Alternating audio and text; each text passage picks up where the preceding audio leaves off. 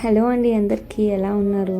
నేనైతే చాలా బాగున్నాను. ఎందుకంటే రోజు ఇంట్లో కర్రీస్ తిని తిని చాలా బోర్ కొడుతుంది అని నేను మా అత్తమ్మకి చెప్పగానే నా కోసం మా అత్తమ్మ బగారా రైస్ అను ఈ బంగాళదుంప కుర్మా చేశారు.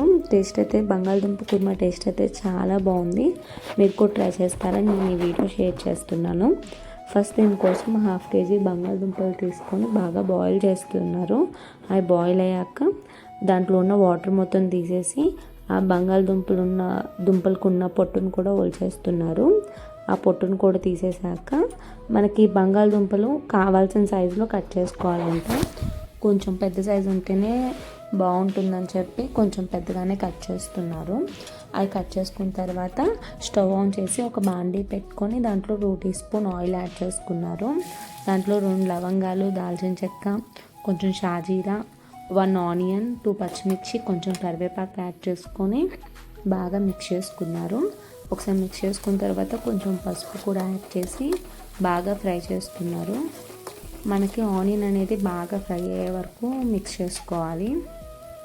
అలా ఫ్రై అయిన తర్వాత 1 టీ స్పూన్ అల్లం వెల్లుల్లి పేస్ట్ యాడ్ చేసుకొని బాగా ఫ్రై చేస్తున్నారు. ఫ్రై అయిన తర్వాత కొంచెం ధనియాల పౌడర్ యాడ్ చేసుకొని ఒకసారి బాగా కలుపుకోవాలి. బాగా కలుపుకొని తర్వాత మనం ముందుగా బాయిల్ చేసి పెట్టుకున్న బంగాళదుంపలను కూడా యాడ్ చేసేసుకోవాలి.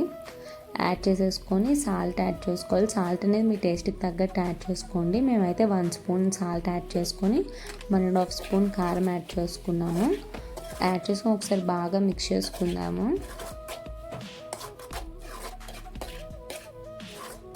ఒకసారి బాగా మిక్స్ చేసుకున్న తర్వాత కర్డ్ యాడ్ చేసుకోవాలి. 2 టీ స్పూన్ కర్డ్ యాడ్ చేసుకొని బాగా కలుపుకోవాలి. మనకి కర్డ్ అనేది ముక్కలన్నిటికీ మిక్స్ అయ్యేలాగా కలుపుకోవాలి. ముక్కలన్నిటికీ పట్టాలి. సో అలా కలుపుకున్న తర్వాత కొత్తిమీరను కూడా యాడ్ చేసుకోవాలి. కొత్తిమీరను కూడా యాడ్ చేసుకొని ఒకసారి బాగా కలిపేసుకోవాలి.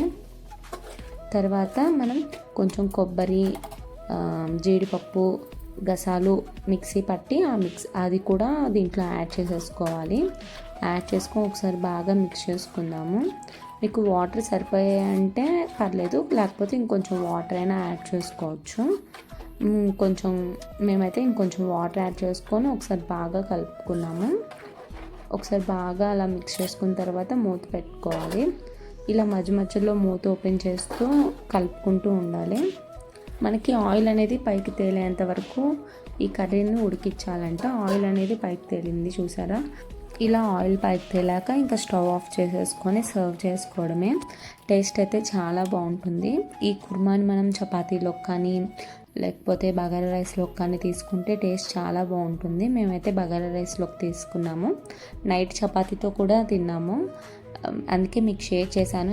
చాలా బాగుంది కర్రీ. మీరు కూడా ట్రై చేయండి. మీకు కనుక వీడియో నచ్చితే లైక్ చేయండి. Thank you.